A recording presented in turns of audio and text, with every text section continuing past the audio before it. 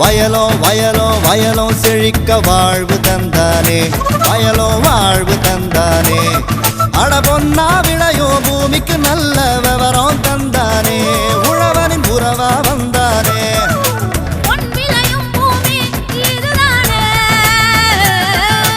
வயலோ வயலோ வயலோ செழிக்க வாழ்வு தந்தானே, வயலோ வாழ்வு தந்தானே. அட பொன்னா விளையோ பூமிக்கு நல்ல விவரம் தந்தானே, உழவனின் உறவா வந்தானே.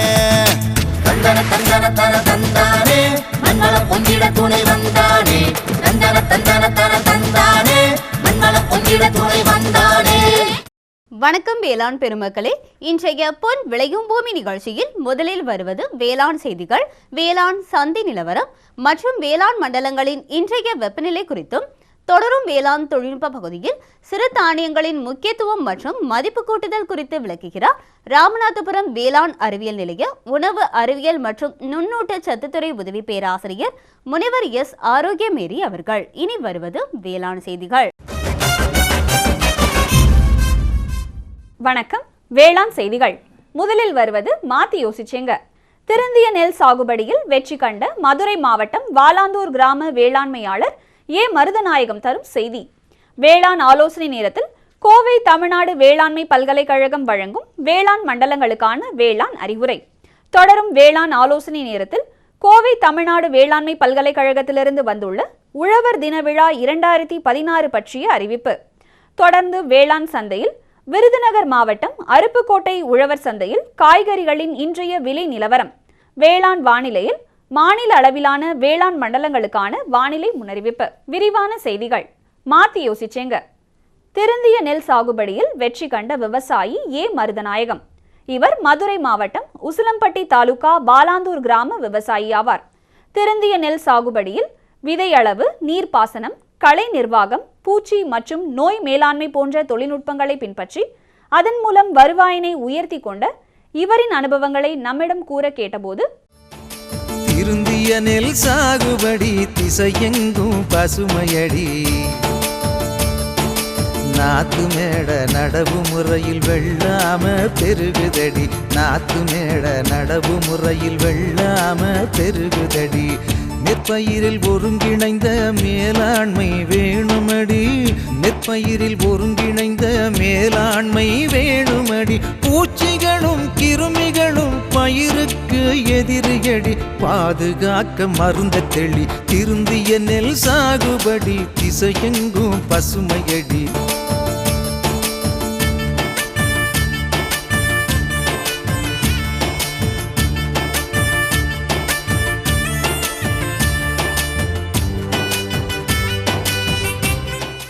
திருந்திய நெல் சாகுபடி என்பது ஒரு நெல் ஒரு நாட்டு என்ற இதுவில் ஒரு ஏக்கருக்கு வெறும் 3 கிலோ விதை, நல்ல தரமான விதைகளை தேர்ந்தெடுத்து அது விதை நேர்த்தி செய்து அதன் மூலமாக மேட்டுப்பாத்தி நாற்றாங்கல் அமைத்து நாற்றுக்களை நல்ல முறையில் உற்பத்தி செய்து 15லிருந்து 19 நாட்களுக்குள் நாற்றுக்களை நடவு செய்து அதன் மூலமாக ஒரு வரிசைக்கு வரிசை 50 சென்டிமீட்டர் இடைவெளியும், செடிக்கு செடி 20 சென்டிமீட்டர் இடைவெளியும் கொடுத்து நடக்கூடிய அந்த தொழில்நுட்பத்தை மாதிரி வேளாண்மை கல்லூரி மூலமாக கற்றுக்கொண்டு அதை முதலில் எங்களுடைய வயலில் செயல்படுத்தினோம். கேவிக்கையிலிருந்து முதல்லையே விதை முதல் அறுவடை வரைக்கும் கூடவே இருந்து நாற்று போடுறது, விதை நேர்த்தி பண்ணுறது, நாற்றை பல்லடி உற்பத்தி பண்ணுறது, நடவு வயல் தயார் பண்ணுறது, நடவு வயலில் நடவு செய்கிறது, அனைத்து தொழில்நுட்பங்களும் எங்களுக்கு உடன் இருந்து எஸ்ஆர்எஃப் ஸ்டூடெண்ட்டும் பேராசிரியர்களும் துணை புரிந்து எங்களுக்கு அந்த மாதிரி நல்ல முறையில் ஈல்டெடுக்க முயற்சி செய்து வழிகாட்டி கொடுத்தார்கள். 2009 அதே மாதிரி அதிகமான உச்சபட்ச விளைச்சலுக்காக ஒரு ஹெக்டேரில் 7.5 டன் அடித்ததுக்காக திரு மங்கள்ராய் அவர்கள் கையால் மாதிரி வேளாண்மை கல்லூரியில் எனக்கு ஒரு அவார்டு வழங்கப்பட்டது.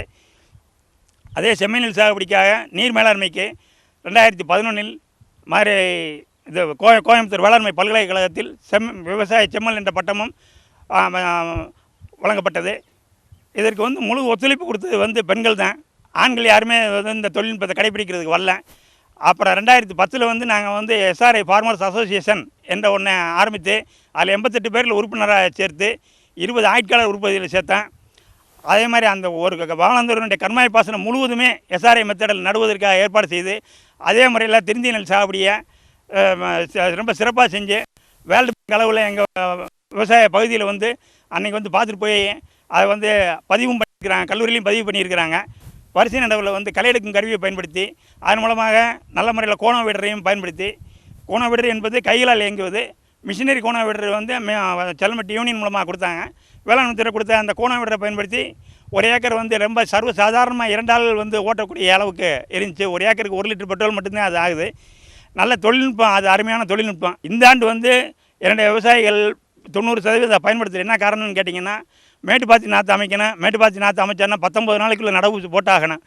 தண்ணி வசதி இல்லாதனால, மழை பருவமழை பின்னடைஞ்சதுனால சேத்து உழவுலையே நாற்று போட்டு 50 நாள் நாற்று 55 நாள் நாற்று இந்த தடவை நடவு போட்டிருக்கிறாங்க.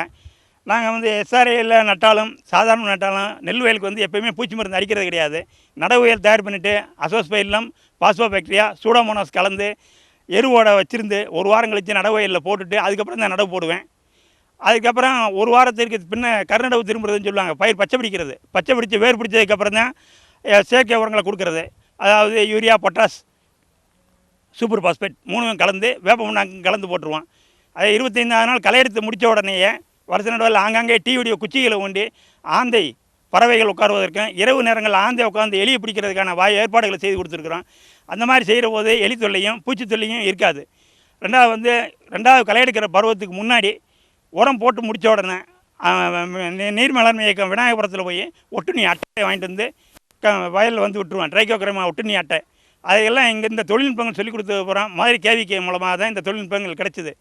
ஒட்டுண்ணி அட்டை ஒரு யூனிட்டே 25 ரூபா தான். அது ஆனால் விவசாயிகள் வந்து போதுமான அளவுக்கு பயன்படுத்துறது கிடையாது. 2 வயலில் 25 ஆண்டுகளாக பூச்சி மருந்தே பயன்படுத்துறது கிடையாது. ஆனால் செயற்கை உரங்களையும் சேர்த்து தான் பயன்படுத்துகிறேன். நல்ல முறையில் விளைச்சல் எடுத்துருக்கிறேன். மற்ற விவசாயிகளும் இதே மாதிரி இதை பின்பற்றி நல்ல முறையில் விவசாயத்தில் வெற்றி பெறுவதற்கு வாழ்த்துக்கள் கூறுகிறோம். மேலும் விவரம் பெற விவசாயி ஏ மருதநாயகம் அவர்களை 09843692085 என்ற கைபேசி எண்ணில் தொடர்பு கொள்ளலாம். இனி வருவது வேளாண் ஆலோசனை நேரம்.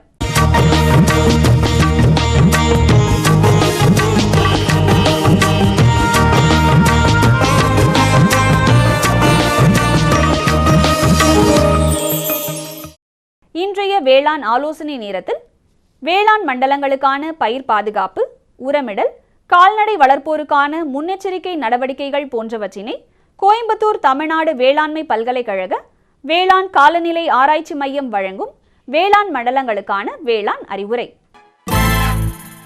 மேற்கு மண்டலத்திற்கான வானிலை முன்னறிவிப்பு. மேற்கு மாவட்டங்களான கோயம்புத்தூர், ஈரோடு மற்றும் திருப்பூரில் வரும் நாட்களில் வானம் லேசான மேகமூட்டத்துடன் காணப்படும். வறண்ட வானிலையே எதிர்பார்க்கப்படுகிறது. அதிகபட்ச வெப்பநிலை 31 டிகிரி செல்சியஸ் முதல் குறைந்தபட்ச வெப்பநிலை 17 டிகிரி செல்சியஸ் ஆகவும், காலை நேர காற்றின் ஈரப்பதம் 76%ஆகவும், மாலை நேர காற்றின் ஈரப்பதம் 44%ஆகவும் பதிவாக வாய்ப்புள்ளது. சராசரியாக காற்றின் வேகம் மணிக்கு 8 கிலோமீட்டர் அளவுக்கு வடகிழக்கு திசையிலிருந்து வீசக்கூடும். மேற்கு மண்டல விவசாயிகளுக்கான வேளாண் அறிவுரை. வானம் வறண்டு காணப்படுவதால் தைப்பட்ட இரவை சோளம் சாகுபடிக்கு நிலம் தயார் செய்யவும். குறைந்தபட்ச வெப்பநிலை 20 டிகிரி செல்சியஸ்க்கு குறைவாகவும், காலை நேர காற்றின் ஈரப்பதம் 76%க்கு மேல் அதிகமாகவும் இருப்பதால் நவரை பருவ நெல் நாற்றங்காலிலும் மற்றும் நடப்பட்ட பயிரிலும் குலை நோய் தாக்குதல் ஏற்பட வாய்ப்புள்ளது. இதனை கட்டுப்படுத்த 0.2% சூடோமோனாஸ் புளோரசன்ஸ் கலவையை தெளிக்கவும் அல்லது 0.5 கிராம் கார்பன்டெசிம் மருந்தினை 1 லிட்டர் தண்ணீரில் கலந்து தெளிக்கவும். காவிரி டெல்டா மண்டலத்திற்கான வானிலை முன்னறிவிப்பு.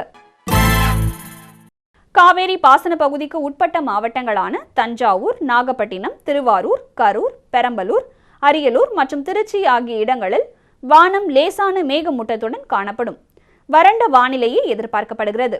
அதிகபட்ச வெப்பநிலை 30 டிகிரி செல்சியஸ் முதல் 31 டிகிரி செல்சியஸ் ஆகவும், குறைந்தபட்ச வெப்பநிலை 21 டிகிரி செல்சியஸ் முதல் 23 டிகிரி செல்சியஸ் ஆகவும் பதிவாக வாய்ப்புள்ளது. காற்றின் ஈரப்பதம் 58 முதல் 88%ஆகவும் பதிவாக வாய்ப்புள்ளது. காற்றின் வேகம் 3 கிலோமீட்டர் முதல் 12 கிலோமீட்டர் வேகத்தில் வீசக்கூடும் எனவும் எதிர்பார்க்கப்படுகிறது. காவிரி டெல்டா மண்டல விவசாயிகளுக்கான வேளாண் அறிவுரை. பின் சம்பா மற்றும் தாளடி நெற்பயிரில் நிலவும் குறைந்த இரவு வெப்பநிலையால் துத்தநாக சத்து பற்றாக்குறை தென்படும். இதனை நிவர்த்தி செய்ய 0.5% ஜிங்க் சல்பேட் மற்றும் யூரியா 1% கரைசலை இலைகளின் மேல் படும்படி தெளிக்கவும். நெல் அறுவடைக்கு 1 வாரத்திற்கு முன்பு உளுந்து விதைப்பதற்கு வறண்ட வானிலை நிலவுவதால் இது நல்ல ஒரு தருணமாகும். தெற்கு மண்டலம் 1ற்கான வானிலை முன்னறிவிப்பு. தெற்கு மண்டலத்திற்கு உட்பட்ட மாவட்டங்களான திருநெல்வேலி, விருதுநகர் மற்றும் தூத்துக்குடி ஆகிய மாவட்டங்களில் வானம் லேசான மேகமூட்டத்துடன் காணப்படும்.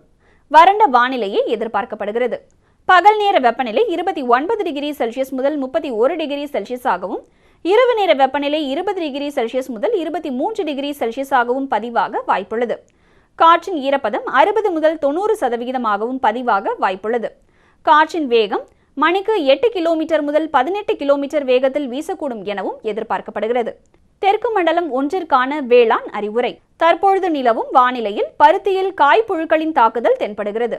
இப்பூச்சியை கண்காணிக்க விளக்கு பொறி அல்லது இனக்கவர்ச்சி பொறிகளை பயன்படுத்தவும்.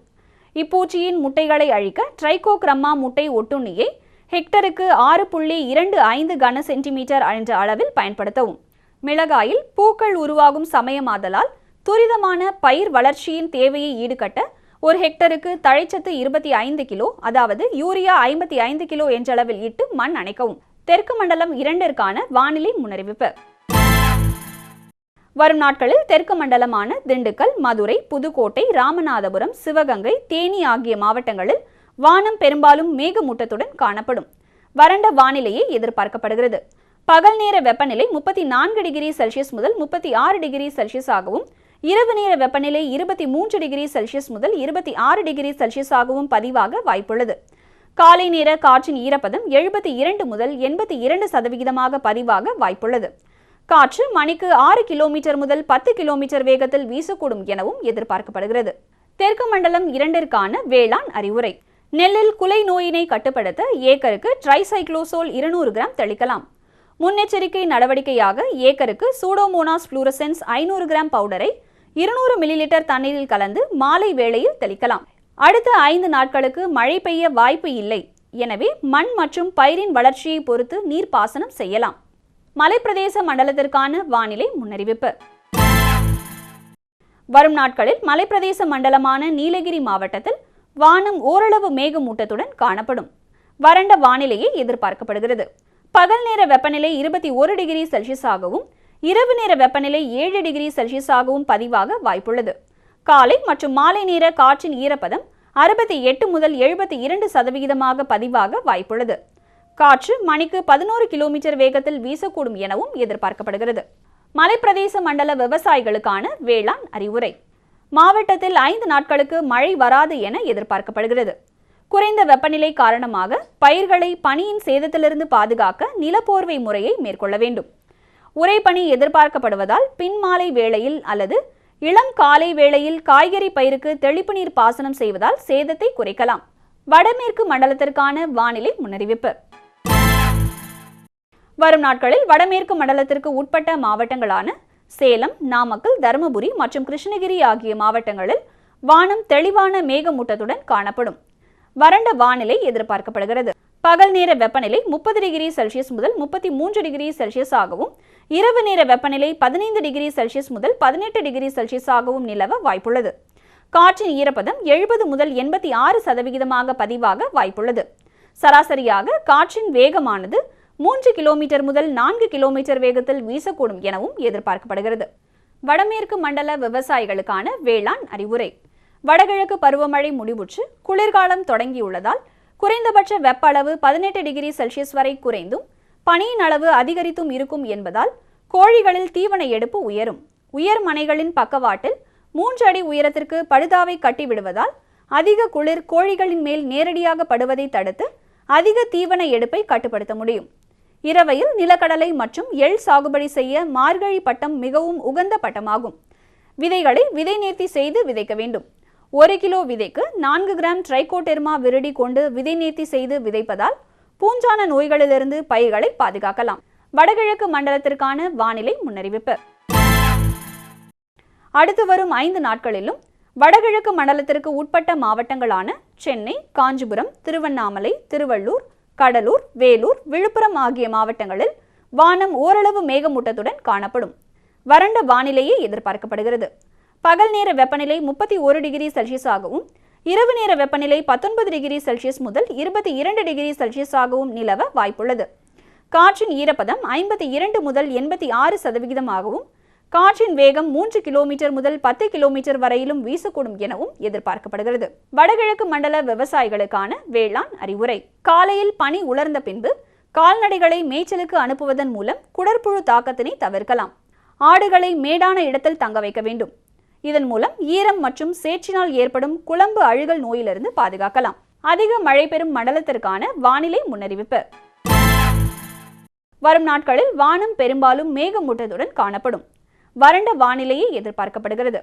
பகல் நேர வெப்பநிலை 31 டிகிரி செல்சியஸாகவும் இரவு நேர வெப்பநிலை 21 டிகிரி செல்சியஸாகவும் நிலவ வாய்ப்புள்ளது. காற்றின் ஈரப்பதம் 66% பதிவாக வாய்ப்புள்ளது. காற்றின் வேகம் மணிக்கு 22 கிலோமீட்டர் வேகத்தில் வீசக்கூடும் எனவும் எதிர்பார்க்கப்படுகிறது. அதிக மழை பெறும் மண்டல விவசாயிகளுக்கான வேளாண் அறிவுரை. கிராம்பு அறுவடை பருவத்தில் காற்று அதிகமாக வீசுவதால் மொட்டு உதிர வாய்ப்புள்ளது. எனவே மொட்டுகளை உடனடியாக அறுவடை செய்யவும். வரும் நாட்களில் மழை குறைவாக இருப்பதால் மிளகு அறுவடை பருவத்தில் கொடிகளுக்கு நீர் பாய்ச்சவும். தொடரும் வேளாண் ஆலோசனை நேரத்தில் கோவை தமிழ்நாடு வேளாண்மை பல்கலைக்கழகத்திலிருந்து வந்துள்ள உழவர் தின விழா 2016 பற்றிய அறிவிப்பு.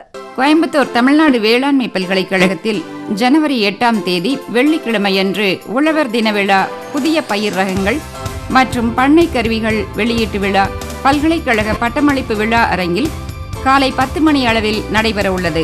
பல்வேறு வளர்ச்சித் துறைகள், இந்திய வேளாண்மை ஆராய்ச்சிக் கழகம் மற்றும் தனியார் நிறுவனங்களின் வேளாண்மை மற்றும் வேளாண்மை சார்ந்த தொழில்நுட்பங்களில் கருத்து காட்சிகளும் அமைக்கப்பட உள்ளன.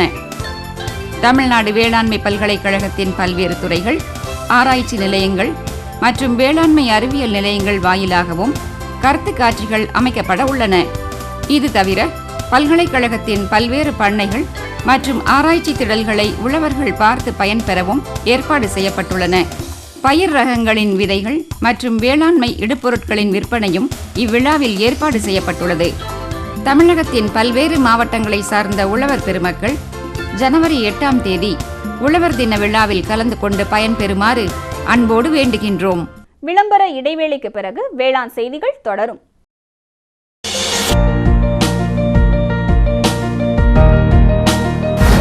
வேம்பு கலந்த யூரியா. சிறந்த உற்பத்திக்காக வேம்பு கலந்த யூரியா நம் நாட்டிலேயே 70 லட்சம் டன்னாக அதிகரிக்க 6 ஆலைகள் சீரமைக்கப்படுகின்றன. FCIL-இன் கோரக்பூர், சித்ரி, தல்ச்சர் மற்றும் ராமகுண்டம் ஆலைகள், HFCL-இன் பரௌனி மற்றும் BVFCL-இன் நாமருல் போர்ட் ஆகியன. பழம் நழுவி பாலில் விழுந்தது போல இப்பொழுது நம் நாட்டிலேயே வேம்பு கலந்த யூரியா உற்பத்தி செய்யப்படும். இதனால் விவசாயிகளுக்கு நன்மையே விளையும். 10% வரை தானிய உற்பத்தி அதிகரிக்கும். மண்ணில் 10 to 15% நைட்ரஜன் திறன் அதிகரிக்கும். சிறந்த உற்பத்திக்கு வேம்பு கலந்த யூரியா.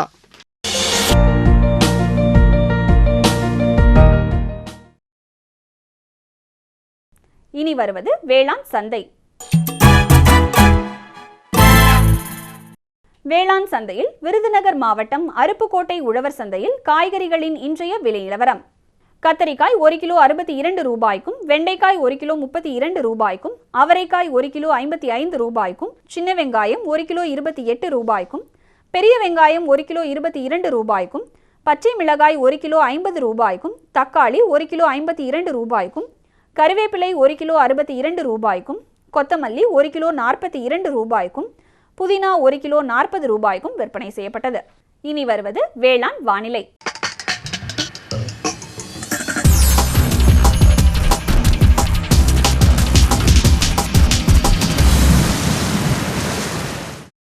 வேளாண் வானிலையில் மாநிலத்தின் சராசரி வானிலை அறிவிப்பு.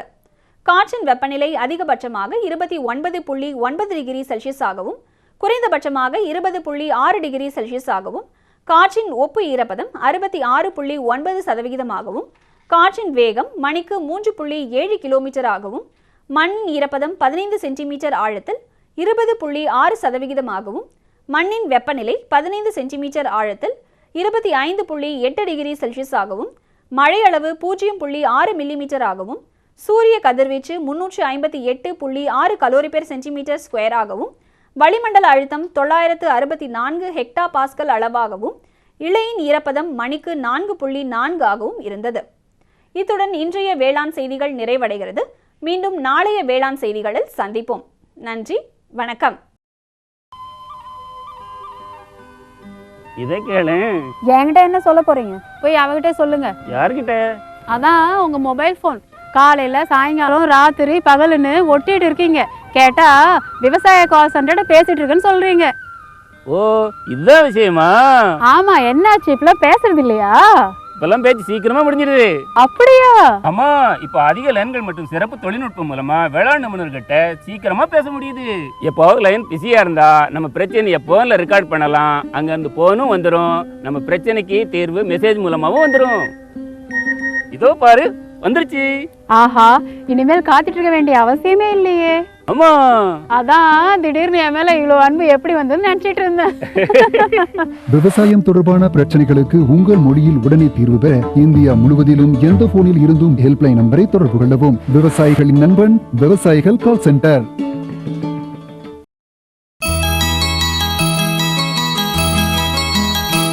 தானியங்களுடன் ஒப்பிடும்போது சிறுதானியங்கள் அதிக சத்துக்கள் நிறைந்ததாகவும் புரதச்சத்து மற்றும் தாது உப்புக்கள் கொண்டதாகவும் உள்ளது. இத்தகைய சிறுதானியங்களை மதிப்பு கூட்டி விற்பனை செய்யும் போது விவசாயிகளுக்கு அதிக லாபம் கிடைக்க செய்கிறது. இதன் முக்கியத்துவம் மற்றும் மதிப்பு கூட்டும் தொழில்நுட்பங்கள் குறித்து விளக்குகிறார் ராமநாதபுரம் வேளாண் அறிவியல் நிலைய உணவு அறிவியல் மற்றும் நுண்ணூட்ட சத்துத்துறை உதவி பேராசிரியர் முனைவர் எஸ் ஆரோக்கியமேரி அவர்கள்.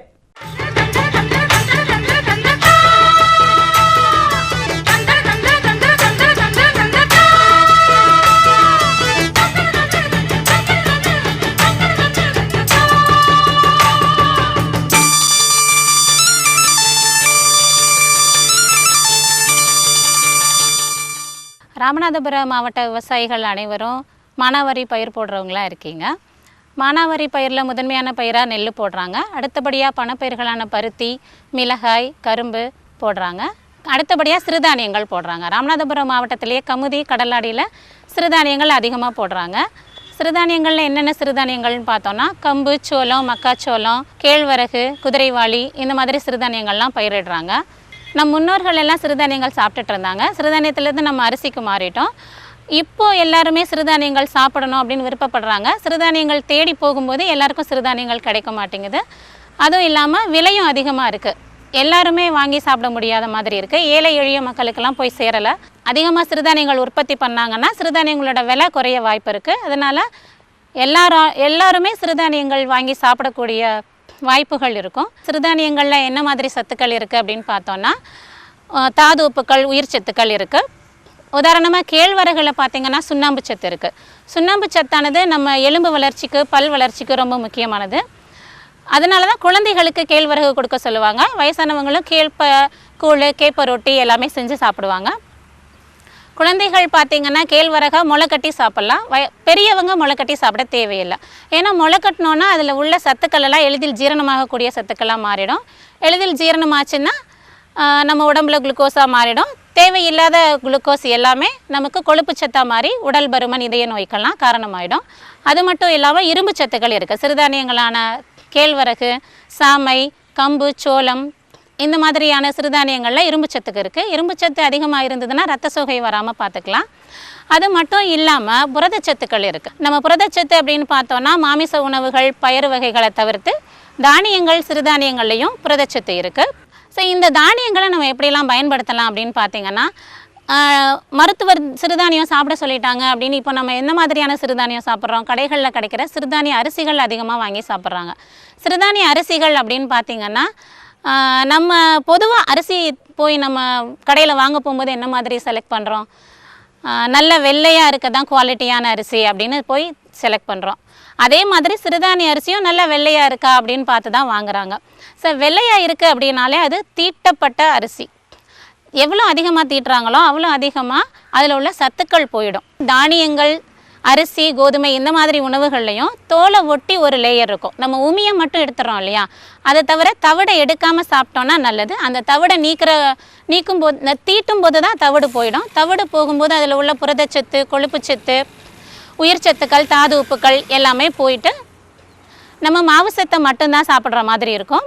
ஸோ நம்ம தீட்டாத அரிசியாக இருந்தால் ரொம்ப நல்லது. அரிசியாக இருந்தாலும் தானிய அரிசியாக இருந்தாலும் தீட்டாத சிறுதானிய அரிசிகளை, வரகு அரிசி, சாமை அரிசி, குதிரைவாளி அரிசி, திணை அரிசி இதெல்லாம் தீட்டாமல் பயன்படுத்தினா ரொம்ப நல்லது. நம்மளே நம்ம நிலங்களில் விளைவிக்கிறத கொண்டு போய் நம்ம மில்லில் கொடுத்து அரைக்கும்போது தீட்ட வேண்டாம் அப்படின்னு சொல்லிட்டோன்னா அவங்க தீட்டாமல் கொடுத்துருவாங்க. அந்த மாதிரி பயன்படுத்துகிறோன்னா அதில் உள்ள மற்ற சத்துக்கள் அனைத்தும் நம்ம உடம்புல போய் சேரும். அதனால் நம்ம ஆரோக்கியமாக வாழலாம். ஸோ சிறுதானியங்களை சாப்பிடணும் அப்படின்னா அதை எப்படி என்ன மாதிரியான உணவு செஞ்சு சாப்பிடணும் அப்படின்றதுல நிறைய பேருக்கு நிறைய சந்தேகங்கள் இருக்குது. சிறுதானியங்கள்லேருந்து மதிப்பூட்ட பொருட்கள் நிறைய செஞ்சு சாப்பிட்லாம். உதாரணமாக இட்லி, தோசை, பணியாரம், பாயாசம், பொங்கல், வெண்பொங்கல், சக்கரை பொங்கல், அவல், பொரி. சிறுதானிய அவல் சாப்பிட்டோன்னா அது நிறைய சிறுதானியங்கள்லேருந்து சிறுதானிய அவல் செஞ்சு சாப்பிட்லாம். நம்ம நிறைய அவல் அப்படின்னும் போது நம்ம மட்டை அரிசியிலேருந்து செஞ்ச அவல், இல்லை அரிசியிலேருந்து செஞ்ச அவல் அந்த மாதிரி தான் பார்த்துருக்கோம். சிறுதானிய அவல் நிறைய இடத்துல கிடைக்குது. இல்லை அவல் செய்கிற மெஷின் வாங்கி செஞ்சு வியாபாரம் பண்ணாலும் நல்ல லாபம் கிடைக்கும். அதை செஞ்சு சாப்பிட்லாம். அதே மாதிரி அரிசியிலிருந்து என்ன உணவு வகைகள் செய்யலாமோ எல்லாமே செஞ்சு சாப்பிட்லாம். தீவிர சிறுதானிய மேம்பாட்டின் மூலம் ஊட்டச்சத்து பாதுகாப்பினை வழங்கும் திட்டம் அப்படின்ற ஒரு திட்டம் ராமநாதபுரம் மாவட்டத்தில் உள்ள வேளாண்மை அறிவியல் நிலையத்தில் 2011ஆம் ஆண்டிலிருந்து செயல்பாட்டில் இருக்குது.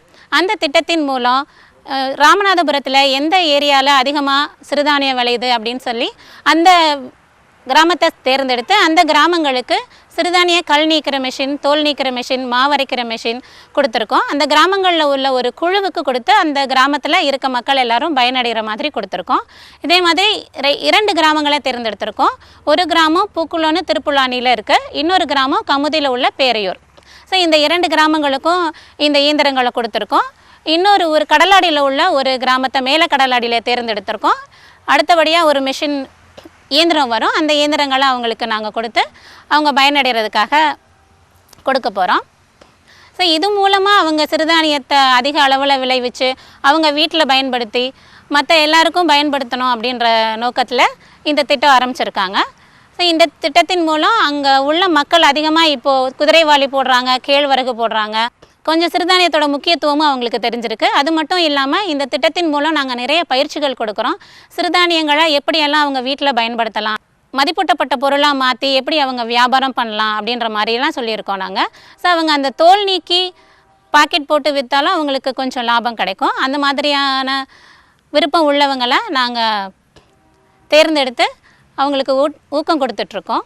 ராமநாதபுரம் மாவட்டத்தில் உள்ள மக்கள் அனைவரும் எங்கள் வேளாண் அறிவியல் நிலையத்தை அணுகி சிறுதானியங்கள் பற்றிய மதிப்பூட்டப்பட்ட உணவுப் பொருட்கள் பற்றிய ஆலோசனை வேணுமோ, பயிற்சிகள் வேணும் அப்படின்னாலும் நீங்கள் எங்களை அணுகி பயன்பெறுமாறு கேட்டுக்கொள்கிறோம். மேலும் விவரம் பெற முனைவர் எஸ். ஆரோக்கியமேரி அவர்களை 0455200250 மற்றும் 045567232639 என்ற தொலைபேசி எண்களில் தொடர்பு கொள்ளலாம்.